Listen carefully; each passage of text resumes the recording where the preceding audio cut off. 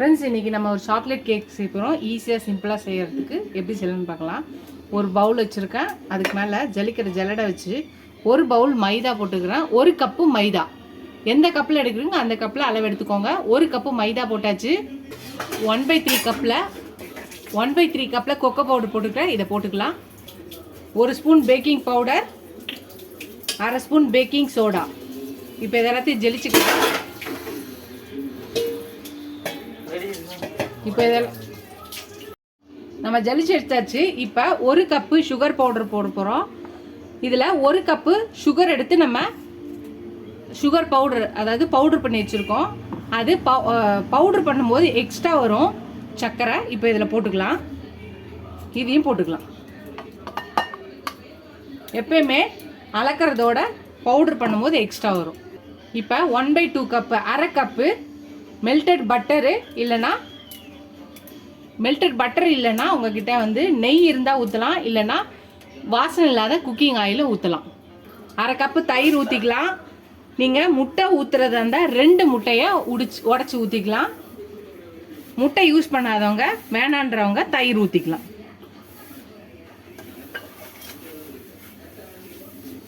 இப்போ இது எல்லாத்தையும் நல்லா மிக்ஸ் பண்ணிக்கலாம்.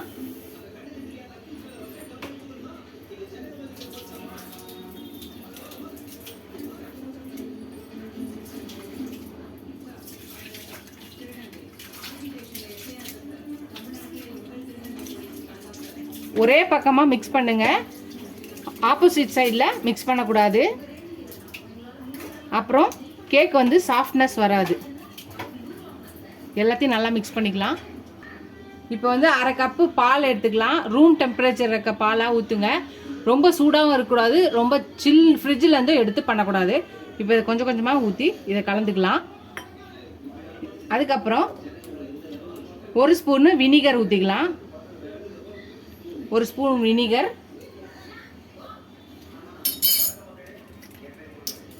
அப்புறம் 1 ஸ்பூன் வெண்ணிலா எசன்ஸ்.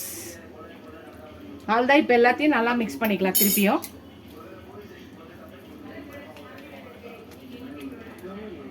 உங்ககிட்ட பீட்டர் இருந்தால் பீட்டரில் கூட அடிக்கலாம், இன்னும் அது சாஃப்ட்னஸ் கிடைக்கும்.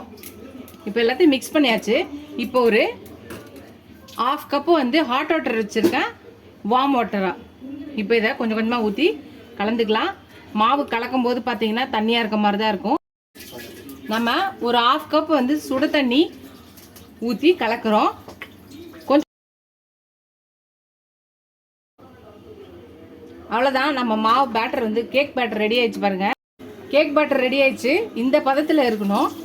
அவ்வளோதான். இதை ஒரு கேக் டின்னில் பட்டரும் மைதா மாவு டஸ்ட் பண்ணி வச்சுருக்கேன். பட்டர் ஷீட் வேணாலும் போட்டுக்கலாம். பட்டர் ஷீட் இல்லாதவங்க பட்டரு இல்லை நெய்யை வந்து தடவிட்டு அதில் மைதா மாவு டஸ்ட் பண்ணி வச்சுருக்கேன். இப்போ இந்த இதை வந்து ஊற்றிடலாம்.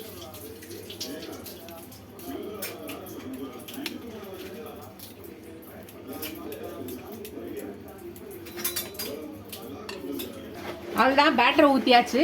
எப்பயுமே கேக் டீனில் ஒரு 1/4லேருந்து 3/4 இருக்க மாதிரி ஊற்றிக்கோங்க. அப்புறம் அது வந்து பேக்காய் வரும்போது மேலே வரையும் வரும். நீங்கள் அதிகமாக ஊற்றுனீங்கன்னா வெளியிலலாம் வந்துடும், கேக் வந்து நல்லா வராது. இப்போ இதை நல்லா டேப் பண்ணிக்கலாம். உள்ளே இருக்க ஏர் பபிள்ஸ்லாம் கிளியர் ஆகும்.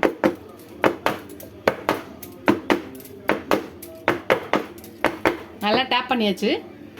இன்றைக்கி நான் வந்து குக்கரில் தான் செய்ய போகிறேன். எங்கள் வீட்டில் மைக்ரோவேவ் இல்லை, ஓடிஜி இல்லை. நான் எப்பயுமே கேக்கை இந்த மாதிரி குக்கரில் தான் செய்வேன், இல்லை கடாயில் செய்வேன். உள்ளே வந்து உப்பு போட்டிருக்கேன். அதுக்கு அடியில் ஒரு தட்டு போட்டிருக்கேன். உப்பு இல்லாமையும் செய்யலாம், அடியில் உப்பு போடாமையும் இந்த மாதிரி பிளேட் வச்சு உள்ளே வச்சிடலாம். உள்ளே வச்சுட்டு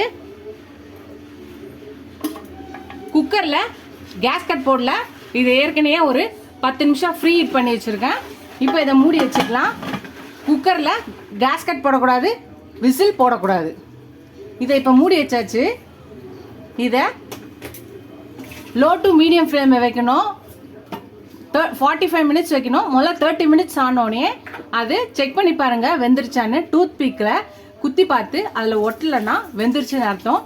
இல்லைன்னா மேக்ஸிமம் நம்ம 45 மினிட்ஸ் இந்த கேக்கை பேக் பண்ணணும். நீங்கள் ஓடிஜினால 45 மினிட்ஸ் பேக் பண்ணணும். இது வேகட்டும், பார்க்கலாம். அது ஆறத்துக்குள்ளே இதுக்கு மேலே அப்ளை பண்ண ஃப்ராஸ்டிங் செஞ்சுக்கலாம். அதுக்கு ஒரு சின்ன கிண்ணம் எடுத்துக்கலாம். 1 ஸ்பூன் மைதா போட்டுக்கலாம். 1/4 கப்பில் கொக்கோ பவுடர் போட்டுக்கலாம். 1/3 கப்பில் சர்க்கரை போட்டுக்கலாம். இப்போ 1/2 கப்பு பால் எடுத்திருக்கேன். இப்போ இதை முதல்ல ஊற்றி இதை ஃபஸ்ட்டு இதை கரைச்சிக்கலாம்.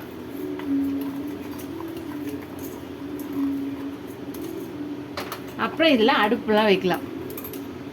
இப்போ மீதி இருக்க பாலையை ஊற்றிடலாம். இப்போ இதை நல்லா மிக்ஸ் பண்ணிவிட்டு இது நல்லா மிக்ஸ் ஆகி கொஞ்சம் திக்கான இதில் வரணும். அது வரை இதை நல்லா மிக்ஸ் பண்ணிக்கலாம்.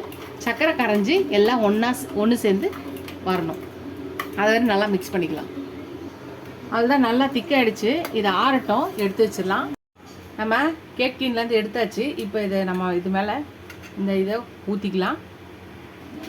எல்லாத்துலேயும் அப்ளை பண்ணி இதை கரெக்ட் பண்ணிக்கலாம்.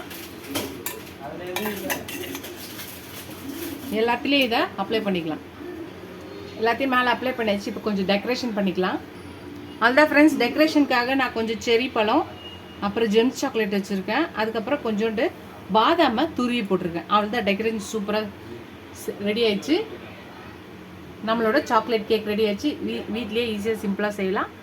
நீங்களே இந்த ரெசிபியை ட்ரை பண்ணி பாருங்கள். ட்ரை பண்ணி பார்த்துட்டு எப்படி இருக்குன்னு சொல்லுங்கள். ஃபஸ்ட் டைம் இந்த சேனல் பக்கம் சப்ஸ்கிரைப் பண்ணிட்டு பாருங்கள்.